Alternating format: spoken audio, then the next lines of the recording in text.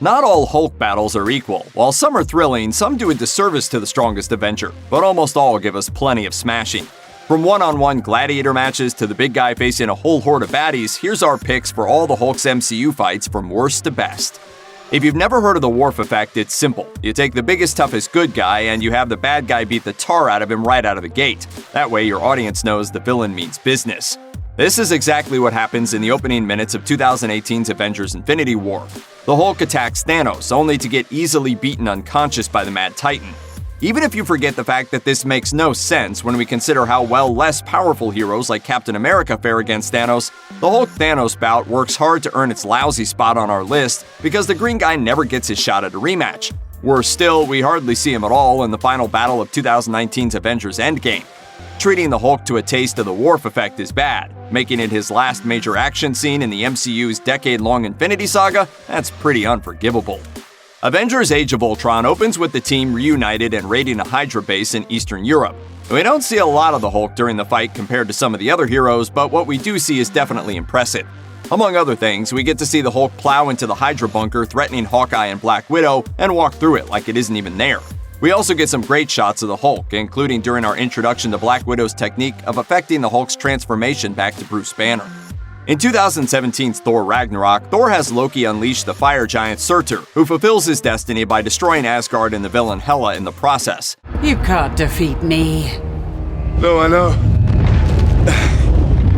But he can. As Surtur demolishes the Golden Realm, the Hulk returns from his fight with Fenris the Wolf, and no one's bothered to tell him the plan. So the Hulk does what the Hulk does. He smashes. Or at least he tries. Once the Hulk lands on the Bifrost, Thor manages to stop him from attacking Surtur again. It's one of a bunch of funny moments the Thor-Hulk odd couple enjoys in Ragnarok. As good as it is, we have to admit there was some disappointment, especially since the Hulk leaping at Surtur was used predominantly in Ragnarok's trailers. It's a great gag, but you can hardly be blamed if you were primed for a full-length world-shattering clash. While the other Revengers clash with Hela and her undead army in Thor Ragnarok, the Hulk has another job. The Green Goliath goes one-on-one with Hela's favorite pet, the giant wolf Fenris. Their battle has them topple off the Bifrost and into the water below.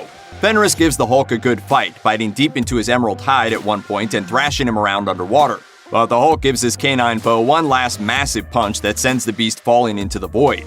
It's a good fight, though it feels like we don't really get enough of it. There are shots of it here and there in between the battle on the Bifrost. Honestly though, it seems like they only bothered with putting Fenris in this movie at all, so the Hulk had something to do at the end while everyone else was busy with character development.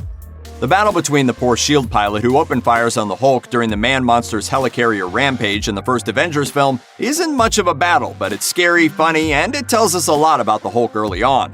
Maria Hill orders the pilot to engage the Hulk, and when he opens fire, the big guy just gets mad. Target angry! Remember, this was the first Hulk-out sequence since 2008, and it lets us know right away Joss Whedon intends for his version of the Hulk to be much more powerful than the one in the earlier film. The very fact that he's able to survive the explosion of the jet and the subsequent drop makes him much more powerful than the Hulk of the 2008 movie. Bruce Banner doesn't want the other guy to get involved in the final battle of Avengers Age of Ultron, but when Black Widow pushes him off a ledge, she doesn't give him much of a choice. Once he and Widow are on the floating island that Sokovia has become along with the rest of the team, Nat tells him to go be a hero, and he does. At first, we don't really get to see much of it. We only get a couple of shots of Hulk stomping Ultron's drones before the villain's final assault on the team at the center of town. But that's when the Hulk gets really busy with the robot smashing, even destroying robots with his teeth. And of course, after Vision, Iron Man, and Thor turn Ultron into mostly melted slag, the green guy shows up to give him a punch that sends him flying for miles. As soon as the Hulk's attack on Black Widow was interrupted in the Avengers and it was revealed her savior was Thor, any old-school Marvel fan had to be excited. Who wouldn't be up for a bout between these two heavy hitters with technology that could finally do it justice, unlike the cringeworthy battle in 1988's The Incredible Hulk Returns. This fight has some great moments, but perhaps the most memorable being Thor's epic hammer shot to Hulk's face, and the Hulk's failed attempt to lift Mjolnir. For the most part, Hulk dominates the Thunder God during their first match, but the two don't really have the room on the helicarrier to truly let loose like they could. Not counting the brief flashback montage in the beginning of 2008's The Incredible Hulk, our first true Hulk-out scene in the MCU is when Bruce Banner is cornered by his hostile co-workers in the Brazilian bottling plant, while he's trying to escape the Black Ops team led by Emil Blonsky. The scene feels more like something out of a horror movie. We watch Hulk mercilessly bludgeoning the soldiers with his bare green fists, mostly without us seeing more than shadows of the beast. It makes it that much more powerful when he finally reveals himself to Blonsky, seconds before hurling a forklift at him.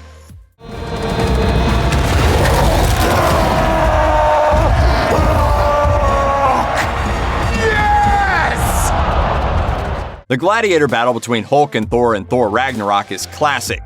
It's beautiful to look at, it's funny with callbacks to Natasha's lullaby and Loki's epic beatdown in the Avengers, and it gives these two powerhouses the chance to really cut loose.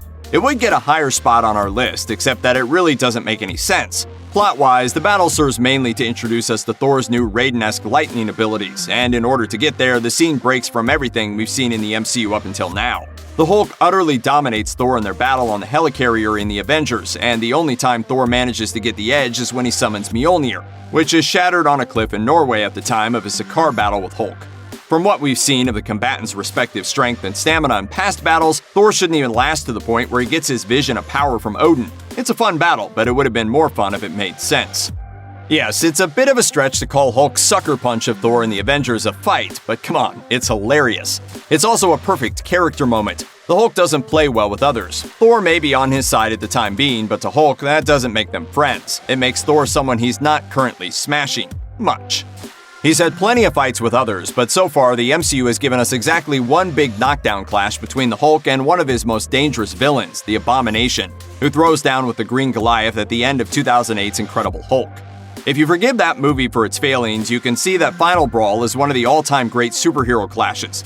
The Abomination starts off stronger than the hero, but as the fight progresses and the Hulk keeps getting angrier, the Hulk's increasing strength puts him over the edge. At the end, we get the Hulk uttering his famous catchphrase for the first time on screen, and dare we say it, it's smashing.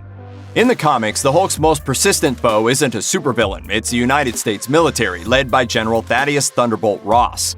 The Incredible Hulk gave us a great example of this conflict when the Army corners Bruce Banner on a college campus, forcing him to Hulk out and smash his way through them. And smash he does. While this Hulk doesn't express quite as much physical power as later versions, the battle does a good job showing us exactly what he's capable of. He's merely annoyed by the bullets, and even Tony Stark's sonic weapons just increase his rage when he sees Betty in distress. We also get a kind of preview of Captain America when pre-Abomination Emil Blonsky makes the bad choice of trying to take the Hulk on solo with his new super soldier abilities, and gets punted into a tree for his troubles. The Hulk's epic domination of Loki at the end of the Avengers is an absolute landmark in the Infinity Saga. It is first and foremost one of the funniest scenes in the MCU. The comedy is the main reason the scene is so memorable, but it actually provides a perfect climax to one of the film's themes. Throughout the Avengers, we're hearing from less super characters like Nick Fury, who are talking about how the world is struggling to react to all of these thunder gods and unfrozen super soldiers who are suddenly showing up. The Hulk's abrupt and merciless thrashing of Loki is the perfect reflection of what Nick Fury is talking about. Not only have these heroes become people who can't be matched by ordinary humans, not even an arrogant alien calling himself a god can compare to them. Puny god.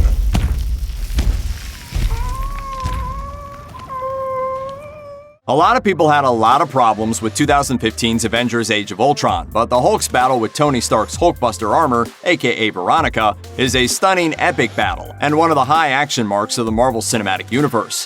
While the idea that Tony Stark has armor designed specifically to take down the Hulk is lifted straight from the comics, the filmmakers add some wonderful touches that make perfect sense. For example, there's the fact that Stark has to keep the suit in orbit while he isn't using it, so he can call upon it whenever he needs it. And then there are all the cool features, like being able to turn one of the suit's fists into a trap that grabs the Hulk's wrist and stops him from hurting anyone else. While he doesn't win, the Hulk makes a good showing, and Tony's apology when he realizes how mad his opponent is, that's one of the MCU's most perfect moments.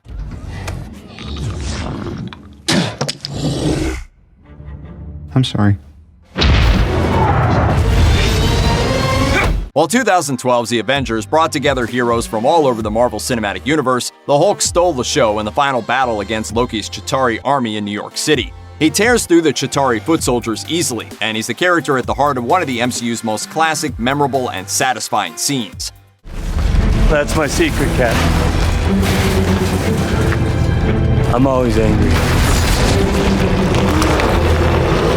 It not only shows us how staggeringly powerful the Hulk is, but it's a great character moment as well, serving as the final ingredient the Avengers need to go from being a ragtag group of superheroes to an actual team. Check out one of our newest videos right here. Plus, even more Looper videos about your favorite stuff are coming soon. Subscribe to our YouTube channel and hit the bell so you don't miss a single one.